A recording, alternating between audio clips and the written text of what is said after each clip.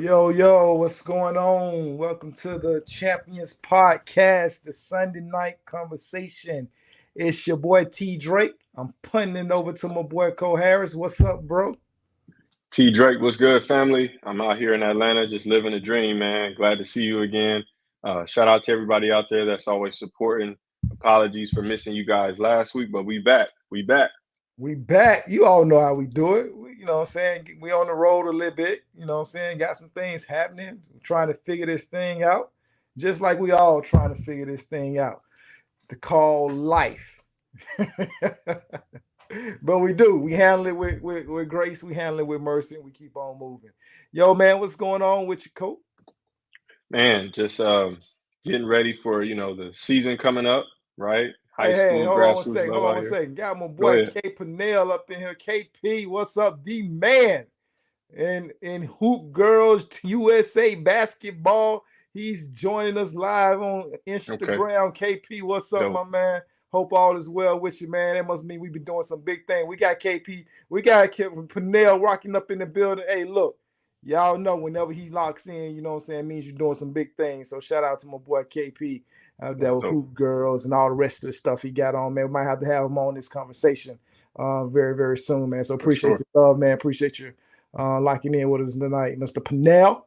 And yeah, I'm definitely gonna be in that party up in the women's final four. All right.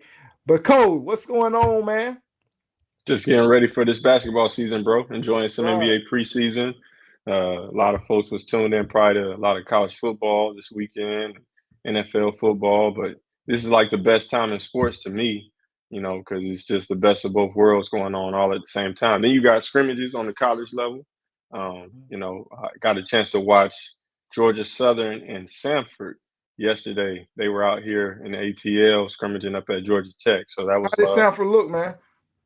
They look good. I've never seen them in person before. Mhm. Only games on TV in the past. But they competed, man. And this is that time of year where guys are tired of playing against each other in Yeah. practice. So it was getting a little chippy. Dudes were ready to swing a couple times. But, they were playing as hard as they could. The coaches were out there with a ton of energy. Mhm. A lot of full court pressing, trying out different defenses, right? Then, they go into extended periods after the scrimmage ended because they wanted to get, guys some reps. So it Yeah. was good, man. It was just good, clean basketball. That's good, man. Shout out to my guy Bucky McMillan down at Sanford Yes, University. sir. With a solid brand of basketball they call Bucky ball. You know what Bucky I'm saying? ball, man. Bucky ball. They were pressing like a mother. Oh They boy, they were hey full it court. they don't stop. Like, you know what I'm saying? Like they come down, they score, but Hmm. as soon as they score, you feel like something's on your back because Right, they are right right, there on your back. right. Yeah, He's man. got a big time transfer from Mississippi State, I think, or Ole Miss. I can't remember the name of the kid and where he's from, but a guard, real solid, was a good shooter, good scorer. Yeah. Yeah, a lot of solid pieces, man. They're gonna be all right. They're gonna be good, man. You know what I'm saying? Like if I ever make that jump to that college coaching level, that's who it's gonna be with my guy Bucky McMillan, man. So Got you, shout out to got you. my guy Bucky. Yeah. That's a Will Wade disciple, ain't it? Yeah, man. Yes, sir. So, Yes, sir. it's all good, man. So, hey, man, I know eventually you're going to get to this, but you know what I'm saying? I'm man enough to go ahead and handle my own. You know what I'm saying? Mm, I'm cool. mm. I'm handling my own. You know what I'm saying? Okay, Yeah, okay. we lost to Tennessee, man. We lost to Tennessee. We dropped down to number 15 in the rankings. So, I wasn't even gonna uh, say nothing to you, because we all going through it. Like you kicked off the show tonight. We all just figuring it out. The yeah, Falcons, we took a little beating today. You know what I mean, from the Seahawks. So you we know all what, just trying man? to No, we all trying to figure it out, bro. It's all good, man. It's all My good. Steelers getting ready to play the Jets tonight. You know what I'm saying? I don't know if we Okay. have any problems with Aaron Rodgers and Devontae Adams joining back up together, but we shouldn't. We be all right. Should be all right. But my Crimson Tide, man. You know what I'm saying? They got petitions already out here. Fire Kevin, Dubois, whatever. You know what I'm saying? Cold Hashtag. game, baby. Hey, Cold game. cold game, boy. Hey, what, 4, 5, 6 games in? Fire Woo. Dubois. You know what I'm saying? Two Out. losses. Fire 'em. Hey, bro, you know what I'm saying? It's like this. I was telling people, like Meat Mill said, there's levels to this thing. You know what I'm saying? You know what I'm saying? I was telling them, I was like, look, you guys got to understand. You know what I'm saying? I'm not saying that he's not a good coach, but not too many people can handle the level of an Alabama. Right. You know what I'm saying? Or can take the pressure of SEC basketball. What I mean by that, I'm not down in no other school program. I know he was at Washington, whatever situation may be, but you know what I'm Mm-hmm. saying? Like, we know coming, stepping up in weight class is a different story. It's a That's different thing, right. and everybody I, can't handle that step up in weight class. A lot of expectations, a lot of pressure. You know what I'm saying? Things which you thought that you might have been good at this weight class, but you step mm-hmm. up and you find out, hey, look, you playing with the big boys now, and it's not what you thought that it was. You know what I'm saying? I'll say this to you. Yeah, At halftime, when they were getting ready to run into the tunnel, he was getting interviewed by the young lady.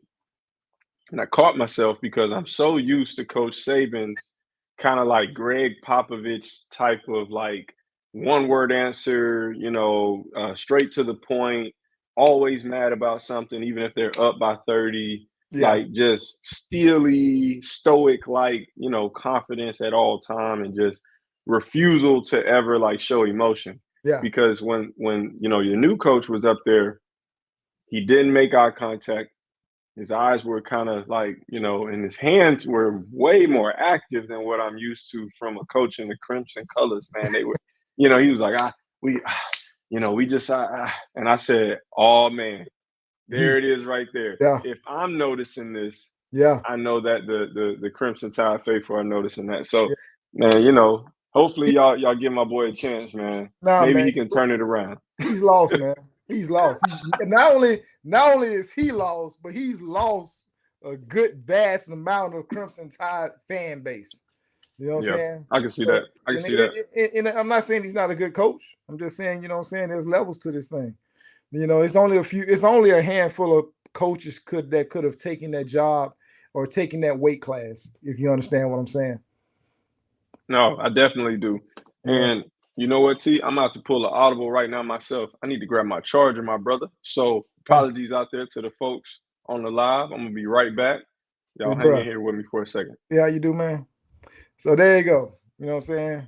Hey, we all go through it. Have to go and grab the charger. Hey, hope everybody's good. Hope everybody's well. Welcome to the Sunday night conversation. Your boy T Drake here. Korey Harris had to go and grab a charger. You all know how we do.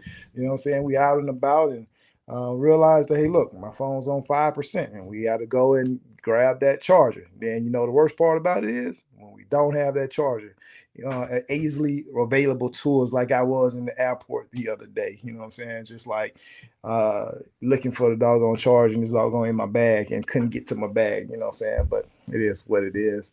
Hey, what you guys going? Go ahead, hit us up on the comment sections and on IG. Let's see who we got in here, man.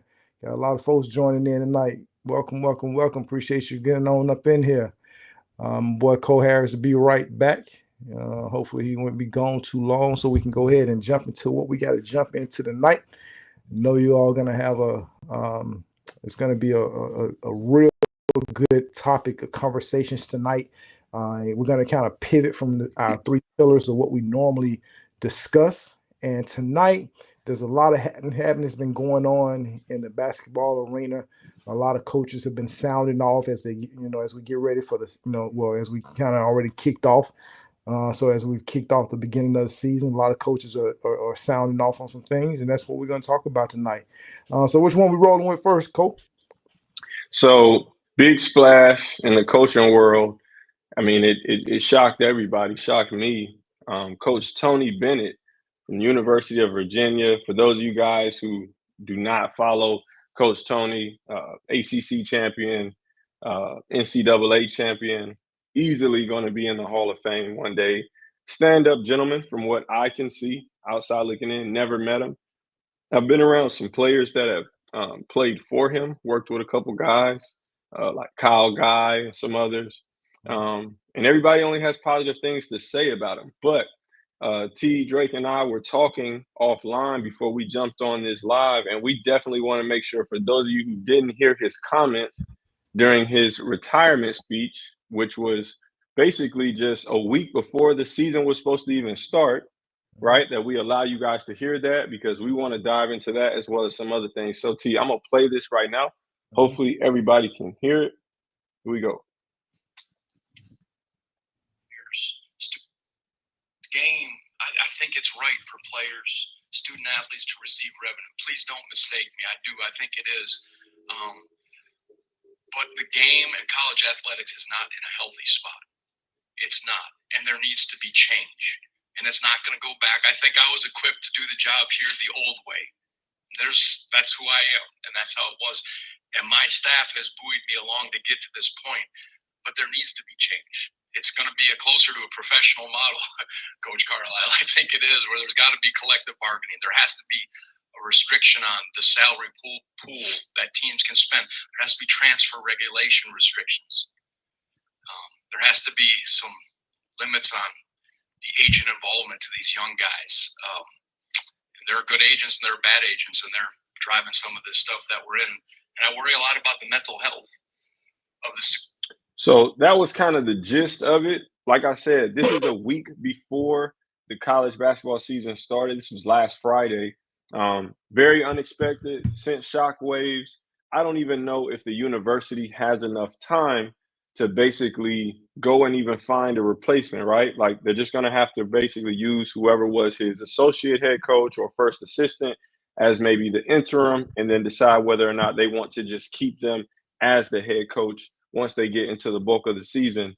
T. Drake, hearing that, obviously that coach stepped down, he's retiring, among the list of so many other coaches, not just in college basketball, but college football, all across the landscape. What are some of your thoughts when you're seeing repeatedly Hall of Fame coaches are stepping down? Coach Bennett said it, and you can't put it any more clearer than that. The collegiate game is in an unhealthy place right now. You know what I'm saying? And I'm a trickle on down to high school, middle school, elementary. We as gatekeepers, we understand that the NIL is not going anywhere.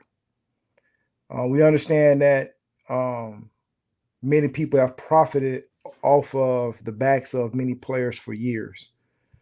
I'm not saying that players should not get compensated, because I truly believe that they should, because we understand at the end of the day there's a business, there's a game, and then there's a big money making side to the sport as well. However, one thing that Coach Bennett said also, and I'm gonna get to that in a minute, is that he's concerned about the mental health of a lot of kids. I did a podcast, matter of fact, with a lot of people, a lot of different coaches, college coaches on the RBA, the Round Ball Academy podcast that I host. And we talked about the state of mental health. But to get to what I was saying in regards to the game being in an unhealthy place. So you see this, you see it, you see the issue at the elementary stage. Now, and I'm going somewhere and building something, okay? Because I'm literally seeing, like, you go to, say, for instance, as a scouting evaluation, you go to certain camps, and, it's like they want you to only point out the positive. They don't want, and here's just hear me, because I'm going somewhere. I'm gonna go to where they only want you to write about the positive of a kid. Mm-hmm. So the thing that people like about what I do is the fact that I write what I see. Mm-hmm. Okay, whatever I see that day, I write. You can be the number one player in the country, you can be the top player, you can be whatever. Whatever you show me that day, that's what I'm gonna write about, what I saw that day. That doesn't reflect your body of work. That doesn't reflect anything in regards to where you are, where you're ranking in. If you want to talk about rankings, you got to make it, no matter the situation. But the thing what I'm getting to is this: people only, and parents only want you to write the positive. Many just don't want you to write the positive, and not put the negative out there. And like, I've literally had some people call and, hey man, can you kind of take that out of it? Instead of looking at it from a perspective, okay, holding the Yeah. kid together, because this is the thing. Get better. You go to camps, you're entitled, you go to camps, you can go to a camp for one day and you're gonna automatically get into the all-star just because of who you are and how you play and your name. You know what I'm saying? And you can go to a camp and you be seen faster than the other 100 kids that are there that are not being seen. And you can go and you play one day when they've been a 2 or 3 day camp and you get an all-star game. And why is that? Because of your level of game, your body of work, what you're doing, people going off of what you can do. And you want that type of smoke. You want that type of stuff. But when someone comes around and begins to show, okay, this kid has some questionable, actions on the court, or this, or he was very vocal in a negative way towards teammates. Okay. When you start, they don't want that to be out there, because now, oh, you too hard on my kid. Yeah. Oh, now they're just kids. Now they're just, they're in elementary and middle school. You know what I'm saying? We can't do that. But you want the positive. You want to be able to be, on the videos, the highlights and all that. But you don't want, and it's kind of going into what our next, I should have probably saved this for the next clip, because it ties right into what he was saying. As far as parents saving them from every little single thing. You don't want the negative, you don't want the constructive criticism. So now you can't teach them how to handle adversity. So now that little small stuff turns into huge stuff, because we're teaching kids how to not to handle pressure, how not to handle expectations, how not to handle constructive criticism, how, and the only thing we're doing is piling positive on positive on positive on positive. And nobody's keeping, and watch this now, while we're piling all that, their head and ego is getting bigger and bigger and bigger. And so now they feel like they're entitled to stuff. So now, you creating a kid that, oh, we don't go to camps unless it's paid for. Or we don't play for a team unless it's paid for. So fast forward on to high school, fast forward getting to college. Oh, you know what I'm saying? Oh, we gotta have a certain amount of bag. We gotta have a certain bag, because don't you know who I am? You know what I'm saying? Oh, no. They're over here, they're singing our praises over here. So if you don't do it, we're gonna go over here. And so now we have created monsters. We have created what Coach Bennett was talking about, the game being in an unhealthy place. It just didn't start with NIL.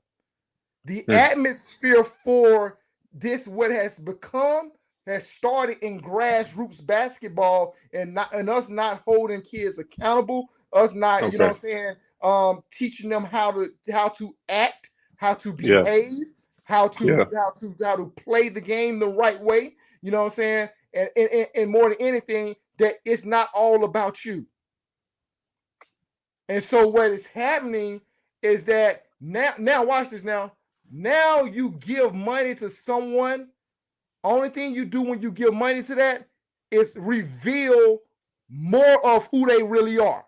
Exactly. And I don't want to say, you give a money to a fool, you get a bigger fool. You know what I'm saying? But you give money to someone who does not know how to handle life, and you're gonna get somebody that's off the hinge. 100%. And so so now it's the same thing with Coach Saban. You know what I'm saying? Really want to know why he left is because of this landscape that Coach Bennett was talking about. Now I do understand, there's changing of guards, there's new things happening, new people coming along. But we have created the Wild Wild West. And now the control is being put in the hands of the players, of agents in high school and college. And so now when you got kids driving up to practice in cars and making more money than their coach, and they're, I'm not and then you have coaches that are afraid to talk about this. I mean, to coach that kid. I was at several elite camps this year. I posted some, didn't post some, but all the coaches are saying the same thing. How do we coach these kids? Hmm. So now, you know what I'm saying? You take that out of the situation. I mean, you know what I'm saying? Put that on one shelf. On another shelf, you have, you know, the transfer portal. And now coach is like, not only do I have to recruit the transfer portal, not only do I have to recruit JUCO, not only do I have to recruit prep school, not only and high school, I got to recruit my own team again. Yep. So now you got so much movement and things that have no regulation to it. And it's just, once again, the wild, wild west. So when Coach Bennett say that the game is in an unhealthy place, it just didn't happen. Mm-hmm. The grassroots basketball is in an unhealthy place. Elementary, middle school, high school basketball is in an unhealthy place. And so by the time they filter through 5th grade on up through, now you just have created a player that you add money to the picture. Now, bro, it's unreal. Because now, you know what I'm saying, like, you know, Coach Cool was saying, bro, we you know what I'm saying, like, they don't know how to deal with somebody telling them no, or somebody getting on them, or somebody saying that no, that's not how you do it. It's not how we do. Mm-hmm. You know, so it's when I say it's unhealthy, when you get people calling and asking you to take out certain parts of a write-up, we got problems. So, and I'm not disagreeing with you, but I do want to counter the perspective of, how about we think about this again, because you did a good job of not even just focusing on college basketball. You went to grassroots. So I do want to stay with that. But I want to counter by asking another question on top of how we got to this point where, when has the game ever been in a healthy spot? Like, if someone could tell me, whether it's somebody in the comments, you know, if you're watching this live, T Drake, obviously, you know, you can always speak up and let me know when I'm off. But like, at one point in time, yes, kids did have to accept the fact that they just might not be good enough. Yes, they had to face the truth. Yes, they had to be willing to be coached hard. But at one point in time, children and families were just in the dark. Like, they were just ignorant as to what is actually going on, like the business of the game, you know, what goes into being truly evaluated and how you're being graded, and the politics of how to align yourself.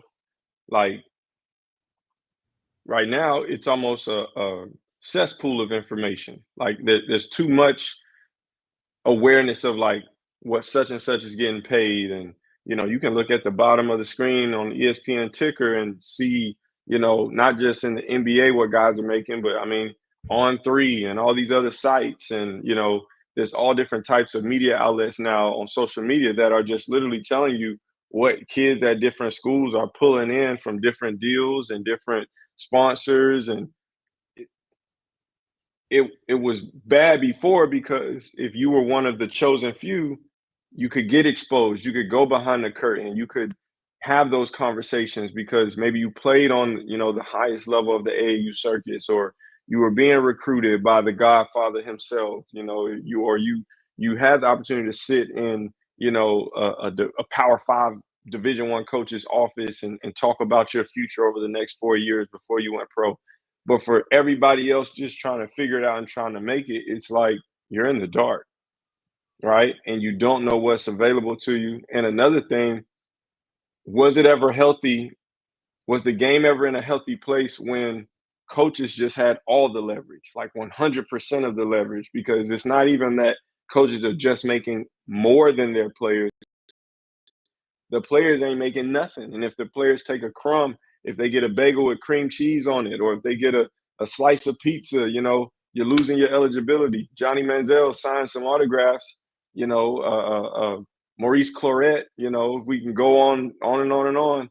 Guys who are just trying to capitalize off of their name, image, and likeness while they are competing for a multi-billion dollar industry, they get crucified for it. So I don't disagree with Coach Bennett. I just want to know, when has it ever been healthy? Because it seems like the pendulum was at one point all the way over here, and then it's obviously swinging so far to the other side that it's just creating a whole nother shockwave within itself. So some people are going to be rejoicing that it's the Wild West and that there's money flowing. Whereas on the other side, there were probably a lot of people feeling good and rejoicing on the side of the NCAA, or if you were one of those highly paid coaches, or just someone who benefited from the old way, like you liked it better before. So, like, when has it ever really been all good? When has it ever been healthy? You know what I mean? Like, that's Yeah, kind of my question. I think it needs help, but that's where my and mind goes right now. I, in understanding there's always a balance to Hmm. the conversation.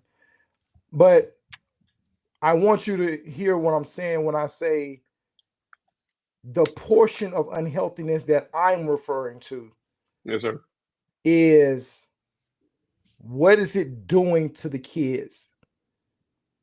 And what is their motivation?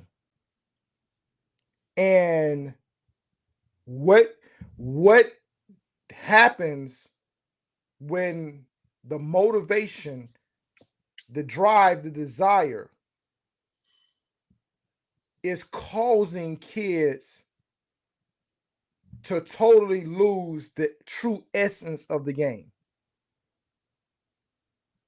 And now you come down, you make a good pass, a kid missed the layup, and you going ham on the kid. Not understanding is you just threw a pass and walked back on defense.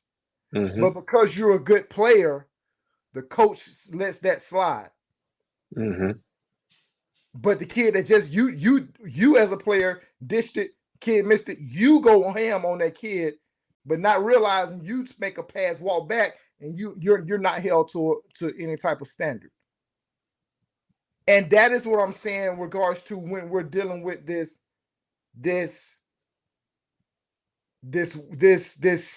culture that's being created of players who they got to see their names on evaluations. They got to see their mixtape.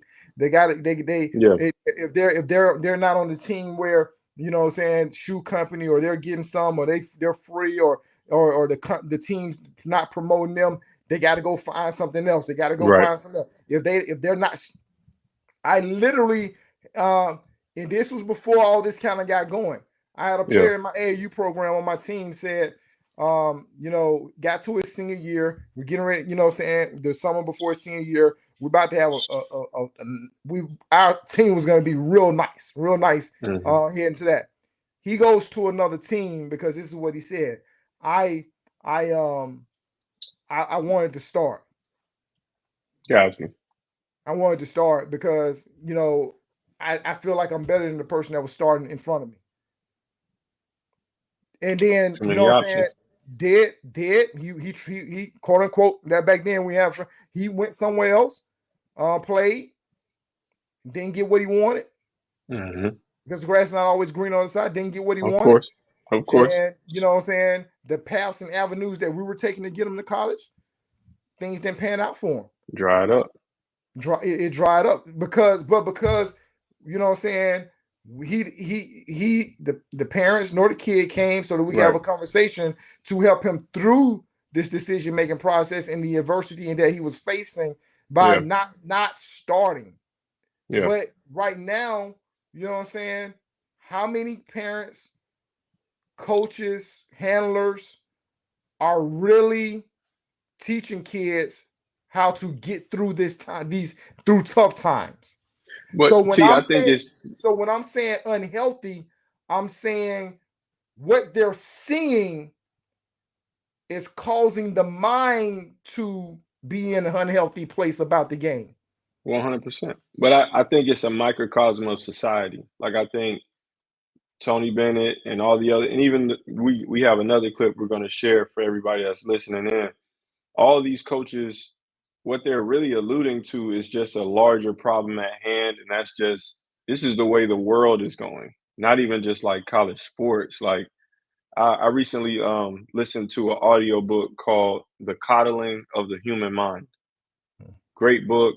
If you have the chance to listen to something, while you're driving or in the airport or you get on a flight, great listen. The Coddling of the Human Mind. So basically, it's just talking about how what you're sharing, this generation and the decision to maybe like react to how maybe we experienced life as kids in prior generations. Like I'm young, I'm 35, soon to be 36. That's still fairly young, but it's old enough to remember the time before cell phones, social media, everyone being interconnected, knowing what everyone is doing, and also like the woke culture and just like feeling like I can express myself whenever I want to all the time. My emotions are valid. Like, you have to respect my perspective on things because, I deserve that right. There was once a time where if somebody didn't want to hear what you was talking about, that might be the end of it. Like that was it. It wasn't, you get a turn, you get a turn, you get a turn. There Yeah. was once upon a time where there was no participation trophies. There was once upon a time you didn't graduate from kindergarten to go to first grade. You graduated from high school. You know what I mean? There was a different time where when we came up, nothing was just given to you. You definitely had to earn it because that was the way our parents were raised as well. Well, there was a shift, and the book breaks it down eloquently. Like there were different things that happened throughout history, like within the school systems, churches, whether it was media and television, presidential candidates, different laws were passed, whatever. But those things cause like a shift. And so now we're living in this like perfect storm where everyone is, I mean, even like the way people parent, like, I'm a young adult, I'm married, we don't have kids yet, but we have friends who are young parents. And you hear the term gentle parenting being thrown around, right? Like all of that type of stuff now is so prevalent, nothing against women's rights, but like that's a big thing. The Me Too movement, all of that, like that all factors into the psyche of how we are all as a people reacting to what we're seeing in the everyday world that we live in. And so college sports is just a platform. It's a smaller sample size, but it has all the eyes of the public on it to where now, like you said, T, these kids are thinking about the game differently and they're losing the love for it, maybe because of what they're seeing. But like, what's so funny about it is, it's like only the top, it's not even 1%. It's like 0.01% of even the 0.01% that play Division I are even getting real deals or making life-changing money. Like But kids are, Cole, go ahead. they are that's their their vision. Yeah, that's all they can see. That's all that they So can see. And so it's that's like what they think is available to them. And in most exactly cases, it's not. And it's the not. parents think it is too. Like, that's what makes it worse. I'm sure Yeah, you have parents that come to you and they're asking you questions about NIL for a fifth grader bruh. or, a So let middle me tell school. you. So let me tell you. So a parent came up to me at a camp. Cole, I didn't even know that they were now they're not keeping score at the table. They're keeping score for as teams and they're do a playoff. But Cole, a parent came up to me. I pulled the kids that I looked at that I wanted to write about, took the picture.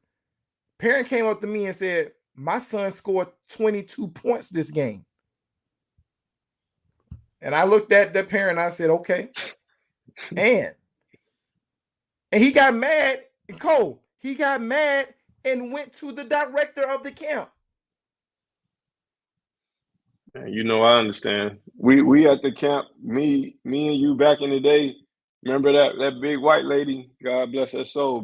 Big back white lady, man. She about beat me up because she wanted me to play her daughter over Asia Wilson, Yeah. and I was like, you know Over who that like Asia Wilson. over Asia Wilson We're in talking the camp, about over Asia Wilson.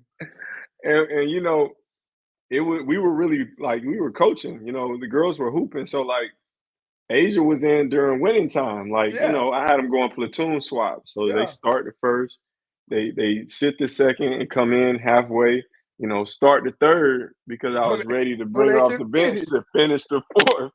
And like I pulled her daughter out halfway through the fourth. God dog, that lady would be. That's all I can But remember about the T. I'm sorry, man. But no, mhm, she came at you, bro. I'm glad it she was you came and at not me. me. Man, she wanted smoke. And I was just like, man, if you didn't notice, like, the girls are swapping in every 5 minutes. It was nothing personal. I just knew I needed my horses in. I didn't say that to her, but I'm like, man, that's the number one player in the nation, and now soon to be Hall of Famer. But But that parents are was delusional, bro. Parents are delusional. So I believe you. I believe that he probably had the plus minus. He probably knew the everything, defensive rating. He probably had it but you all broke down. see, but this is what I'm saying in regards to the quote unhealthiness at this age. This what are we developing? We're coddling kids and we are handicapping them, and they will soon to be weak adults. They will be weak adults. You're 100% right. But okay, T. So then Coach Bennett started sharing solutions, right? He said transfer regulations in place, right? Yeah, So you can't have Javon Quinterly going from Villanova to Memphis to Alabama or whatever that arrangement was, yeah. right? He had 3 schools in 4 or 5 years. And now, God bless the young man, love his game. I watched him live at a Portsmouth Invitational back in April before he, declared for the draft. Mm. The young man's retired. He's done. Didn't play a full season of professional basketball, just retired. Kyle Guy, I'm not picking on these dudes, but just retired. Yeah. AJ Griffin from Duke Mhm. went to the Hawks. Then I think where the Jazz after that or something. Didn't really play for them that much. Just retired, right? We got kids that like Javon Quinterly bounced around a lot while they're younger, never really found themselves or their identity possibly, only identified with the game of basketball and what it could do for them. And if it Mhm. didn't do what they felt like it needed, then they struggle even to exist within the game. Mhm. Coach Bennett said a collective bargaining agreement. You got to have a CBA in place if you're going to have money being exchanged, I feel. So that's a cap, right? So I, but let I me ask you do. this: Go ahead. on those things that Coach Bennett said, does the NCAA not go that route because of threats of another lawsuit? I mean, if they don't go that route, then that means that they're trusting that we will School, adjust. exactly. Like players and agents are going to continue to be as aggressive as they possibly can because it's their right, right? Yeah. You are the commodity, you have the value in the marketplace. But coaches are going to get more creative in how they recruit. NIL collectives and the alumni and boosters are going to have to get more get more creative in how they come up with incentivized plans to maybe attract talent while still holding them accountable and creating a almost persuasive way to say like if you stay here we'll take care of you versus you continuing to leave for greener pastures and just more money. um I don't know if the NCAA just stays out of it, and I also don't know if the NBA just stays out of it. I think it's in the NBA's best interest to get involved as well because Now you're opening we, up another can of worms. for sure, like Adam Silver, he stepped in the fire when he started talking about AAU. When Adam Silver made comments on the state of AAU, and then also decided, came down from his spot, his chair, and said the G League Ignite is no more. We're shutting that down because of obviously what's going on in college basketball, right?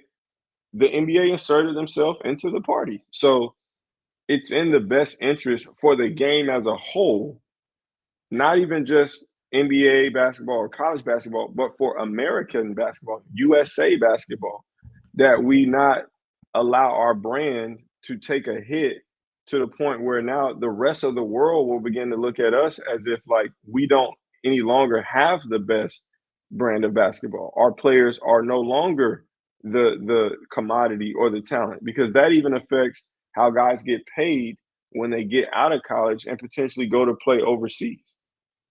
So I do think eventually there will be like a top down type of response, just like when the NCAA and the NBA, you could see them kind of working together when it came to the one and done stuff. Like Mhm. at one point, kids were going straight from high school to pro, right? There was kind of a Wild West atmosphere to that, right? And there were some people that loved it, some people that hated it. Mhm. And you saw them trying to balance it out by saying, you got to go to school, Mhm. right? And then eventually they work to find somewhat of a middle ground where it's like, okay, you don't have to go to college. You just have to be 1 year removed from high school now, right? So you got kids going overseas. Brandon Jennings, he set that bar. Now every Sebastian Telfair, now everybody else is following that trend if they get a chance. LaMelo Ball, so on and so forth. Like I don't think it stays so separated. So yeah, and from a collective bargaining agreement standpoint, who else is going to consult the NCAA? They know nothing about professional, level pay and compensation and making sure that there's incentive. I think player contracts should be incentivized in college. I think if you want to go year to year and make it, a season by season thing where you renegotiate at the end of every year, cool. If you want to do it 2 year, 3 year, 4 year deals, cool. Because it's all at the end of the day about you as a school or you as a collective, So if does you are a part every of that does board. every player get a contract? They have to, because if you give one player a contract, then like remember we talked So about one University of player on Miami. there that's not getting no money. It just doesn't make sense, because if we're talking Division I basketball and Division I football, the two biggest hitters in the NCAA, Mhm. everybody that's there is there for a reason. There's nobody there that's like, well, he just here because we need to fill a roster spot, right? It's competitive. Like these are all state selections, all region kids, or all Americans on the JUCO level, NAI level, D2 level that's transferring up, or overseas kids that's coming in. So like you're already recruiting these kids, you're already paying them so-called paying them with tuition. Like that's what they've been saying for the last 60 years, Yeah, right? We're paying you with free schooling.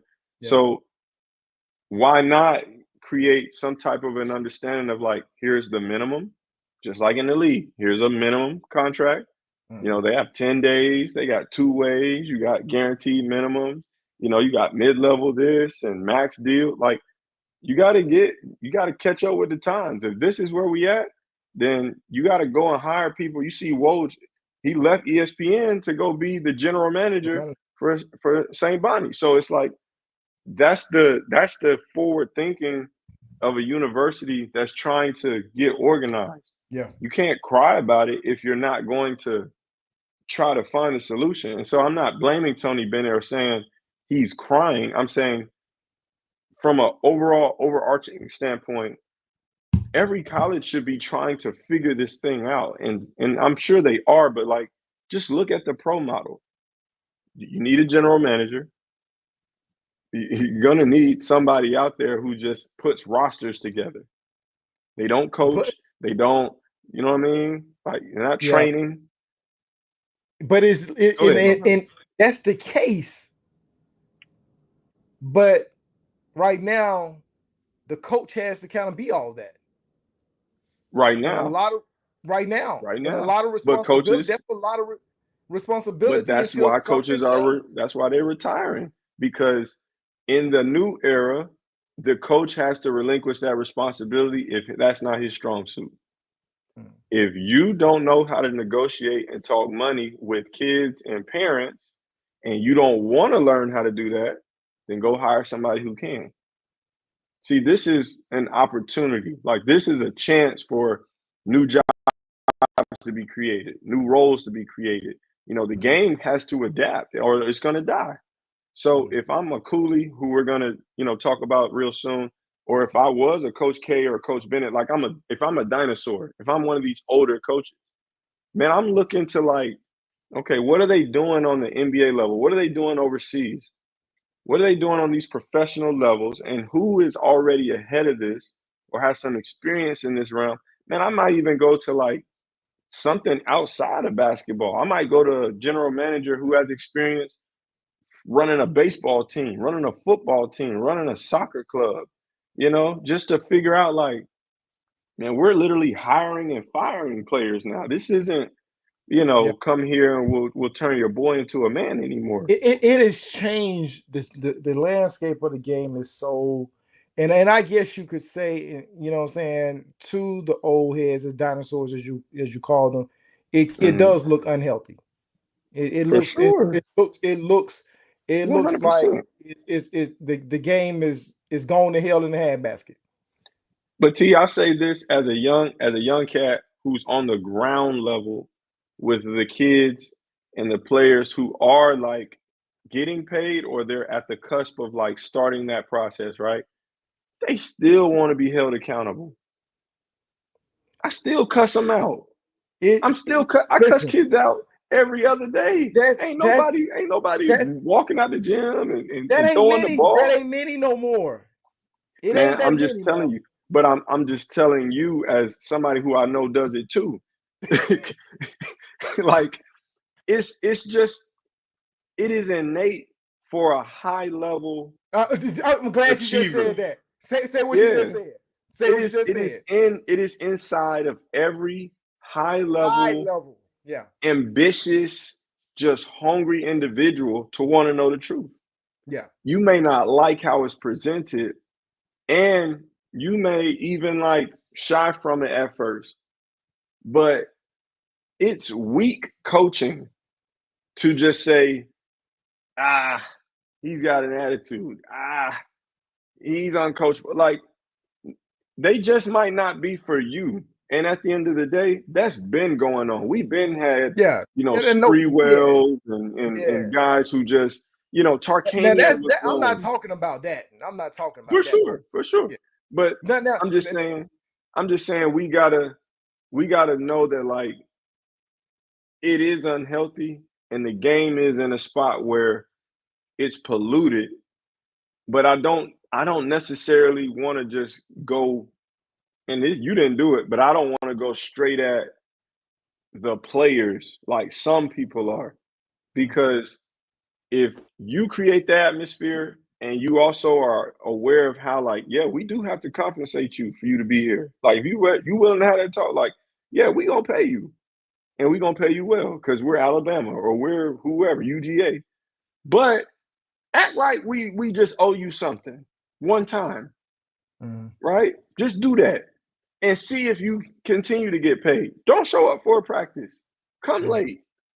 We gonna redline this whole thing where nothing but incentives. Yeah. You gotta be here for this, gotta be here for that. Like, why? I don't understand why you just ain't thinking about it that way. The funniest thing I heard was I had a player who I wasn't working with him, but I was in the gym on the other side working with some pros while this college player was working on the opposite side. He goes to Virginia Tech right now. Point guard, really good player from Georgia. He said to me, he had a meeting right before his sophomore year, this year during the summer, with his coaching staff, and the coaching staff told him when he asked them about his NIL deals and the collective stuff, and just trying to find out, like, hey, have you guys seen what I now think, according to my agent and what I'm seeing, like, do you see my market value? My market value is not what it was last year. The coaching staff was like, "Oh, you got to go talk to." They passed them off. The head coach, the assistants, they were like, "No, we don't deal with that. You have to go talk to the boosters, the alumni, the collective. Them is not basketball people 9 times out of 10. Those are doctors, lawyers, whatever. But they love the school. But T, that can't be it. You can't, if you're the head coach, like you said, you cannot pass that responsibility to have that conversation with that player off to someone else because you're going to create anarchy. That young man told me that literally mid-season last year, he had at least 8 players on his team that just wouldn't show up to practice because they found out what other guys were getting paid. What? Such and such getting wet and he don't play? Yeah. Hey, man, no, man. I'll talk to y'all tomorrow. He said that's what they was doing. So play the other clip. Yeah, man, we could do that all night.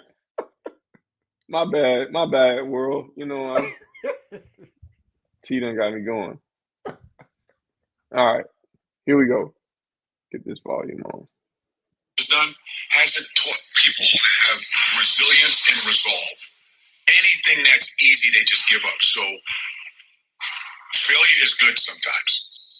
Failure brings about an internal drive. And I don't think our kids know how to fail today.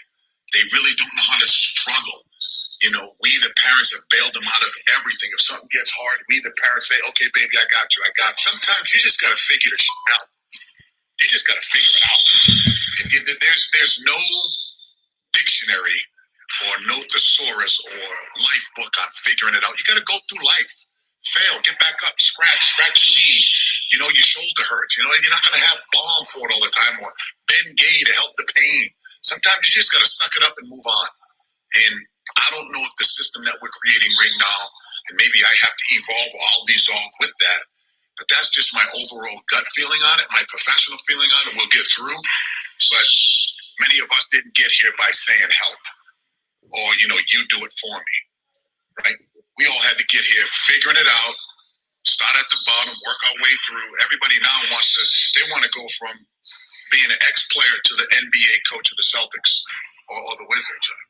You gotta learn how to sweep the floor a little bit. Go get some water, pass out some towels, right? Be a GA. Grind through it. Grind. That was Coach Ed Cooley, formerly head coach of Providence, University of Providence, up in Rhode Island. He's now the head coach of the Georgetown Hoyas. He was speaking on the current state of the transfer portal. So, no, he did not retire. Just want to make it clear. That was Coach Tony Bennett. Coach Cooley was just obviously speaking probably after like their, I don't know if they call it Hoya Madness or, you know, their inter-squad scrimmage that they had, little media days type stuff. But speaking on the current state of the transfer portal, saying that you got to figure this out. If you're a kid coming up today, can't keep running from adversity, can't keep running from challenges. We touched on it a little bit, T. Some of your thoughts just on specifically how the transfer portal has affected college football, college basketball, the landscape of even youth sports.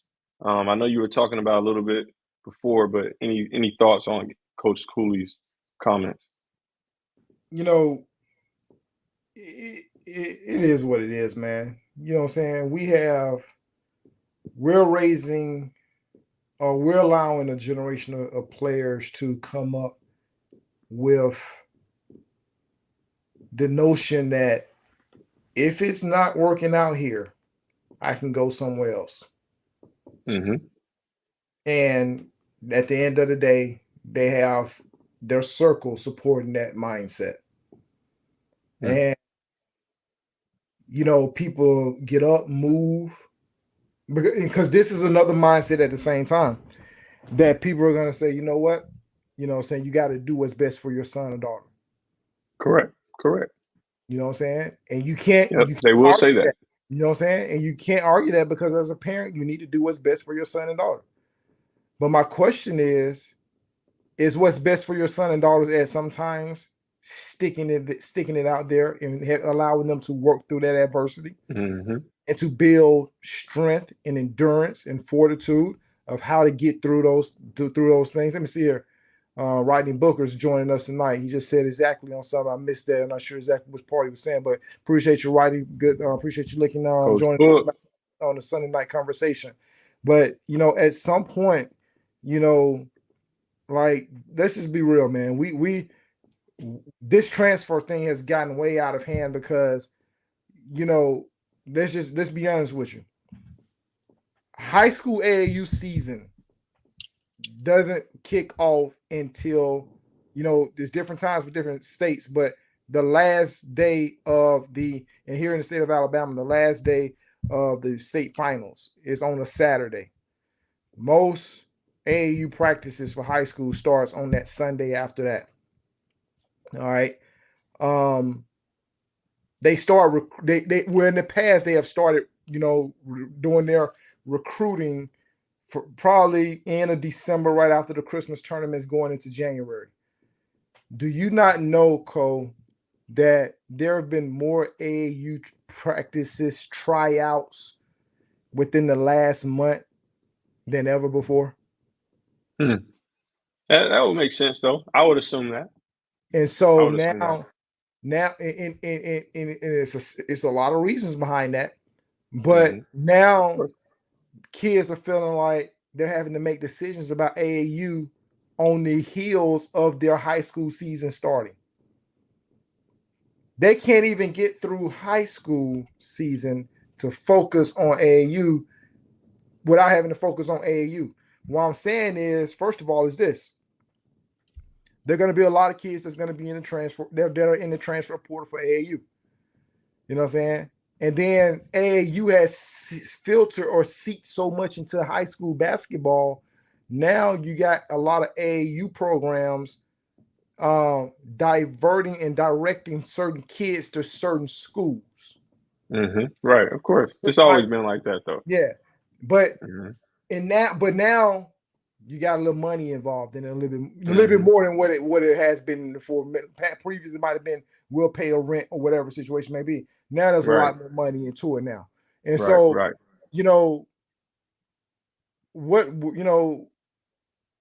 it's hard for a high school coach who is trying to, teach discipline, teach accountability, teach hard work, teach showing up on time, teach, things that pillars that's going to help them in their game long term. We're going to run this. We're going to run this system. We're going to run a set. We're going to run certain things. You might not get this many attempts in the game. You know what I'm saying? And so now, okay, you're having parents have conversations with coaches now in regards to how many shot attempts is my son or daughter going to have? Yeah. How much playing time is my son or daughter going to get in this year? Like these are kind of conversations that are being held, and it's so much that's going on for us high school coaches and AAU coaches now that the parents, the kid, trainers, quote unquote handlers are having to deal with, and now they're trying to find out what's the best place for their kid. Yeah. So no longer is the high school safe.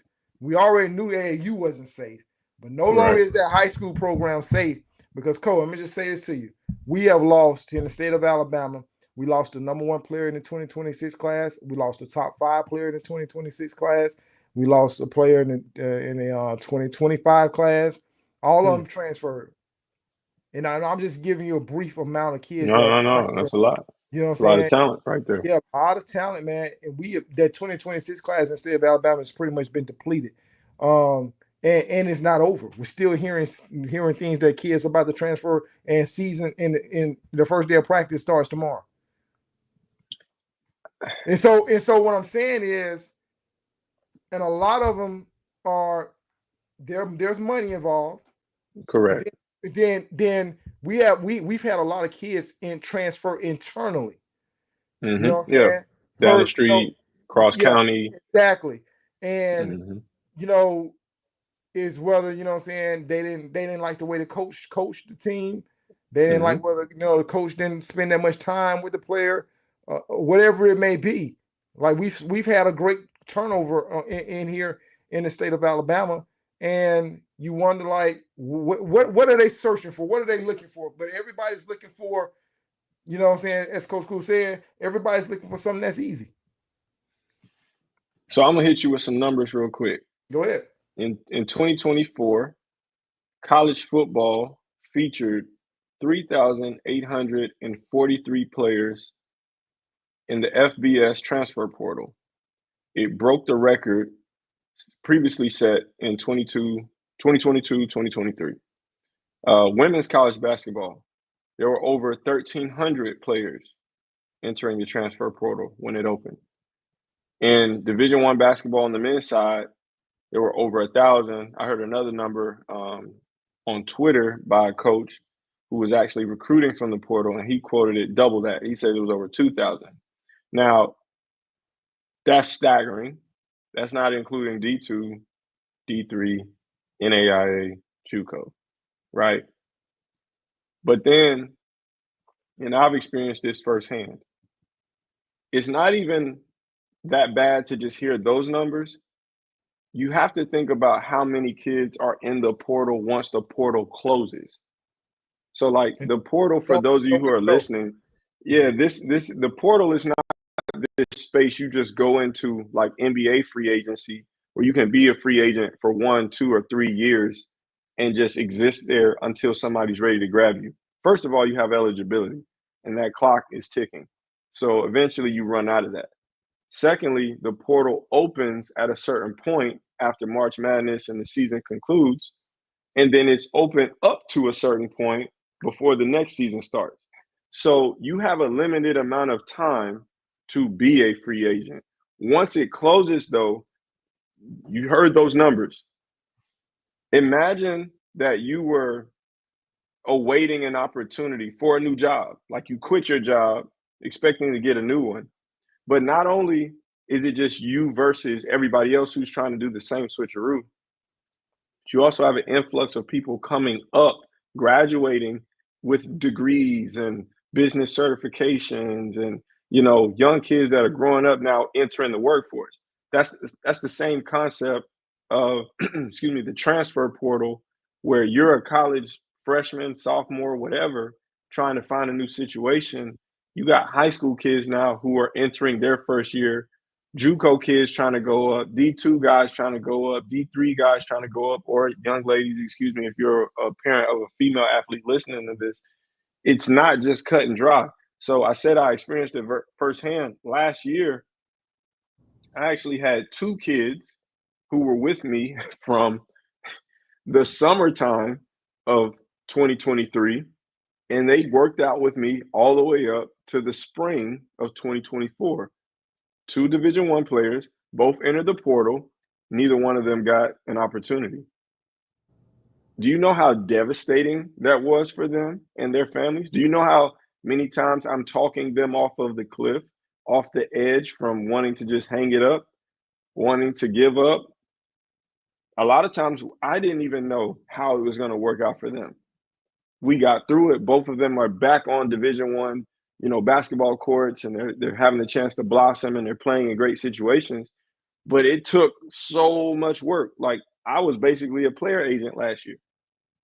So everybody don't have that situation, though. They don't have somebody with connections. They don't have somebody that's willing to tell them the truth about, hey, here's why you didn't get signed.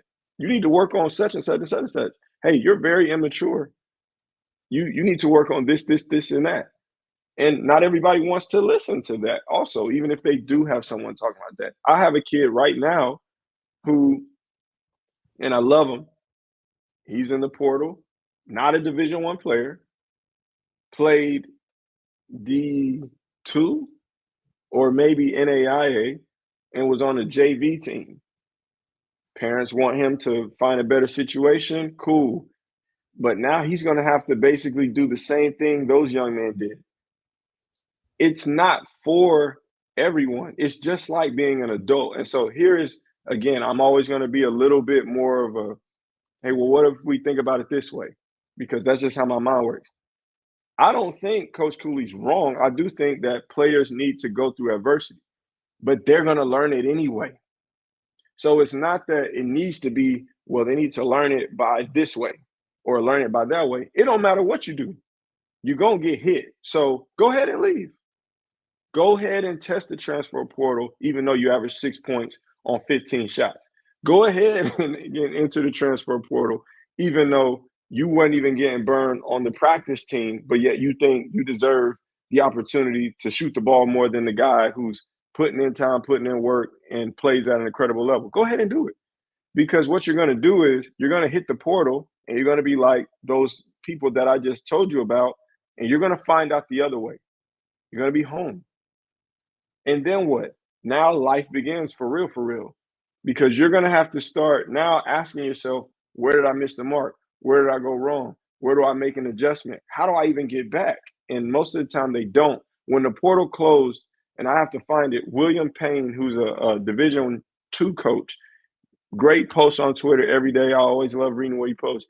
He reported that there were over 1,500 young men still in the transfer portal when it closed.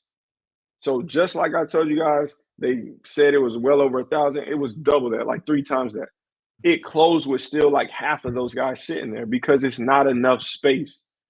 So regardless, parents, if you want them to learn it now or later, they're going to learn it because life is not going to stop lifing, right? So I think ultimately, man, like, again, Javon Quinterly is an easy one to pick on. Hopefully, if he ever hears this, it's not meant to be malicious, but guys are going to learn. Like Javon, he thought Villanova, then he thought Memphis, then he thought that, like, you're going to have to eventually work on the things you got to work on. Mm-hmm. And just like we go through in the job force, we could go from job to job to job. We go from relationship to relationship. We could get married, get divorced, get married, get divorced. We could, move to a different city, different state every time we face some adversity. You could get mad at your family members and not talk to them for a week and then go back to them and then not, like, however you want to cut it, you can't escape it. So but I'm going down lower. I'm grassroots basketball. Yes, they're not telling and teaching the kids that okay, those stories aren't reaching those kids. You're right. If we leave this school or if we leave this program because you have this problem, mm-hmm. when you get to this school or this program, there's going to be a problem over there that you're not going to like as well. Sure. But we're creating a culture where we just getting up and leaving. Which, like, and I think we have to balance it though, T. I think we have to balance it. There are situations where kids need to leave. No, I'm not talking about that. I understand that. I know you're not. I know you're not. Situations where you're just not happy because you're not getting what you want. Correct. Or you're not 100%. Happy because you're having to work for something. 100%. I'm with you on that. No arguments for me. I just wanted to make sure we had context. Yeah. Now, if it's something where you need to get out of situation where 100%. Abusive. Coach is just he's unwavering in it's got to be done this way, my way, and it doesn't make basketball sense. There are coaches out there that don't want to talk to parents. You know what I'm saying? Before season, after season, then season. Don't like certain stuff. Like, come on, you supposed to be having my kid get to, what's your job in whatever level? To the next level. But I understand certain things, but Cole, when it comes to stuff that we just getting them out we're just eliminating them out of the process, or we're just eliminating them out of the fire, because we don't want them to go through the fire, because we're trying to. Oh, I got you back. You're gonna be all right. But it still works out the way it's supposed to. Because guess what? Even think about it like this. It's like this. What the Bible says: the rain falls on the just and the unjust. So wherever you go, the rain gonna fall. That's what I'm saying. Like, it puts more pressure. See, to me, it's about figuring out if this is how it's going to be. You got to adjust. Don't wait for the situation to change. But how many parents are telling their kids what you just said? If it's going to be like this, how are you going to adjust? It's always going to be a few. It's all because the path to where everyone claims they want to be is not a wide path. I see where you're going. You know what I mean? It's just not for everybody. So it's going to put more pressure on parents and players to choose the right school early on. Like, I think, again, my mind is different. Your mind is different, right? That's why we're doing this show, because we're trying to give the truth. We're trying to educate. If I'm a parent and I understand that the transfer portal is that crazy, I'm like, baby boy or baby girl, you got to get it right. Like, this first school we go to, we're not playing. We can't choose Wake Forest simply because they offer you the most money. We can't go to NC State simply because they're just telling you you're going to shoot it 20 times. That sounds amazing. They could give me a job. They could get your mama a new car. They could put us in a great house. But is this going to make sense for you a year from now? What if you get hurt? What if, they were going to recruit another player at your position? Coaching what staff. if that coach leaves? Yeah. Like, I'm asking all of this stuff now. And parents, if you're listening to this, add this stuff to your checklist, because they're going to tell you everything you want to hear. But when your son is unhappy or your daughter is unhappy, and they then make the decision to go into the portal as a young adult, then now they have to face the consequences as a young adult. And this is something also, T, that's not being said. Even though you are given the opportunity to go into the portal, you are not given the freedom to dodge the evaluation that will never be removed. I was just about to say that if it came back to me, because coaches talk. Yes, you will always be evaluated amongst your peers and amongst the level you play at. So if you are a Division I point guard, two guard, small forward, whatever, and you go into the portal, we look at your stats. The portal lets everybody see what were your averages, what was your production, how many wins did you contribute towards. They're going to have FBI, CIA level written up reports and evaluations on your character. Were you early, on time, late, consistent? All of those things are there, and people do their homework. So you think because you wanted to leave that it's just, well, shoot, I got the opportunity to do so. No, now they have the opportunity to say whatever they wanted to say about you. Yeah. And the way you exited also comes into play. So you could have been all good the whole time, and really you're warranted for leaving. Like, you have a good reason, but you exited unprofessionally, and you didn't just at least keep your face clean on the way out. Well, now the last thing that coach or that staff remembers, it might affect how they talk about you. How you right? how you leave one thing is how you begin another thing. So that as a parent and as a player, if I'm in this generation, it's not so much like, yeah, we got all the power. You think you do, but it's still a fraternity. And those who are behind the curtain, like we are, we know how it goes. So, like, I can look at a kid and understand why he enters the portal and gets no opportunities. I can also understand why a kid enters the portal and he goes from high major to mid major. I can understand why he went from lower mid to high major, even if his numbers don't look exactly like someone else that you think should be getting that opportunity. So as a parent, you got to be seeking that. You should want to know more about that rather than just trying to figure out what this On3 say your child's evaluation is for NIL brand deals. That is so like it. I was talking to a player agent a few weeks ago, and he said, Korey, a lot of people are missing it. They're trying to get all the money up front, and they're forgetting that it's the long play. Like, if you give me $500K or $750K to come and play for your school my freshman year, sophomore year, congratulations. Like, that's amazing, bro. That's a feat most people will never see. They will never make that much money all at once. Yeah. But if my ceiling, I'm talking about ceilings now. I'm not talking about, well, 750 is a lot of money. Cool, yes, it is. But if your ceiling is to one day be able to make $2 million a year, $8 million a year, even if you just keep making $750 a year overseas, you have the chance to keep doing it in maybe a 10-year, 15-year, 20-year span. But because you wanted it all at once, you might have shortcutted your path to be able to, like, make those relationships, keep your face card clean, get to the next point, to the next deal, to the next contract. Now that 750 might be the only 750 you see. Yeah. And you better have done right with that 750, because in wrapping up, 14 minutes over sure. tonight. But let me just say, somebody who's doing a very good job. We trained him. He's doing a very good job with the loan play, and that's Trendon Wofford.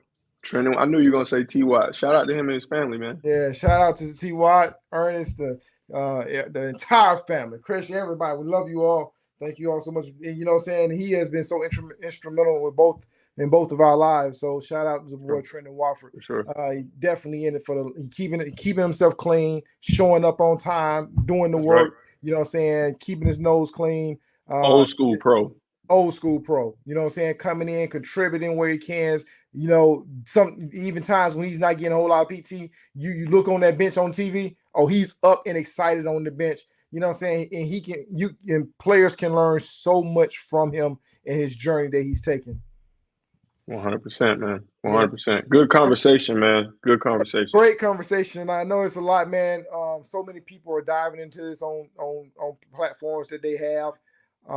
We added our thoughts to it tonight, man. Great viewers tonight. We appreciate everyone joining in with us tonight. Korey Wofford on there on IG said, "Yo, what's up, man?"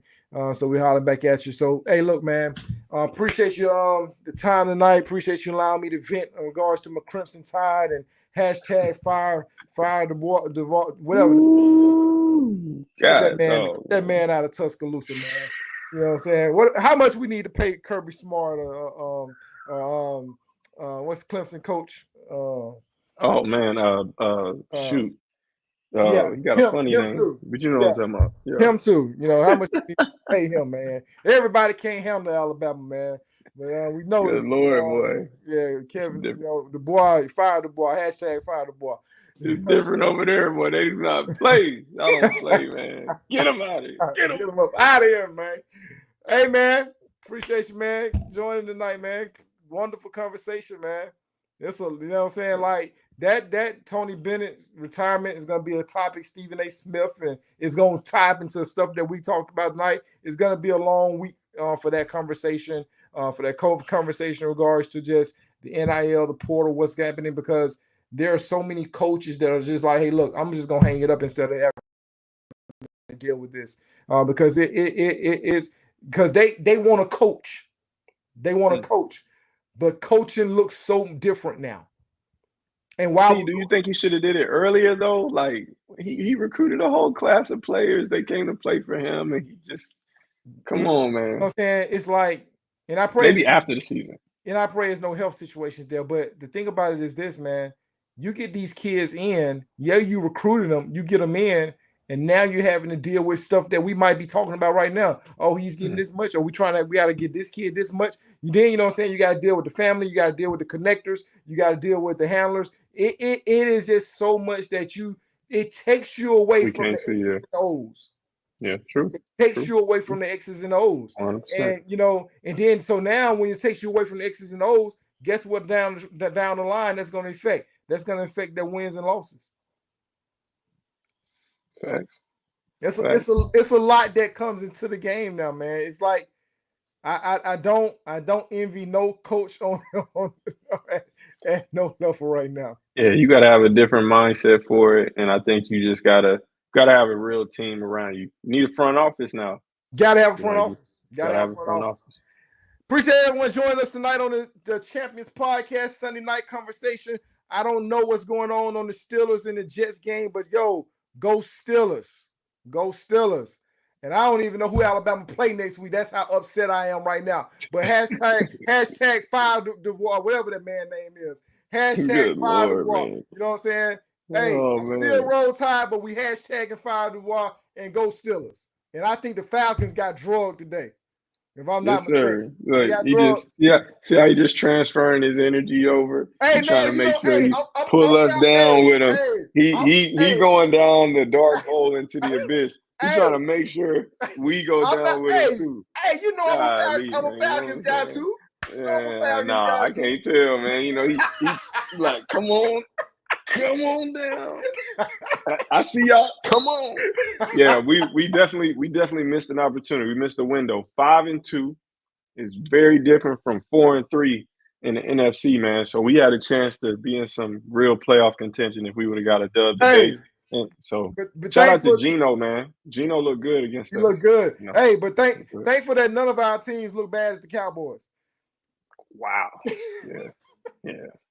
I don't know if I'd ever want to be a Cowboy fan, even when they good, just because it feel like they not gonna figure it out. You know what I mean? Like they could. Yeah, it's just, you know, I'd rather just we nice and we got a chance, or I know we just garbage and we need to just throw it away. So final words for the folks tonight. What you got, Coach? man, do your homework.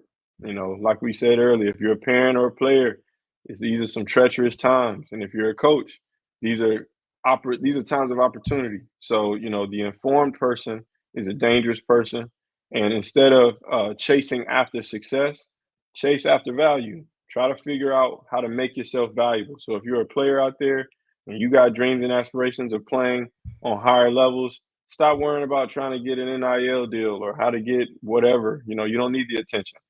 Figure out how to be valuable in every playing situation you're in. If you're a parent, try to figure out how to make sure that your child is learning valuable characteristics and traits so that they could be healthy human beings. And if you're a coach, be of value to everybody that's in your circle, every parent or player that comes to you looking for your services. So that's what I got for you guys. There you have it. Wisdom from my boy Korey Harris. Hey, look, Birmingham, Alabama is Magic City Classic Week. We got Alabama A&M versus Alabama State next Saturday, and I'm giving my way too early prediction. Alabama A&M 34, Alabama State 17. There you have it. I have it. I just dropped it. Drum. Just dropped it, and I dropped the mic. But I will say Alabama State will win the battle of the bands.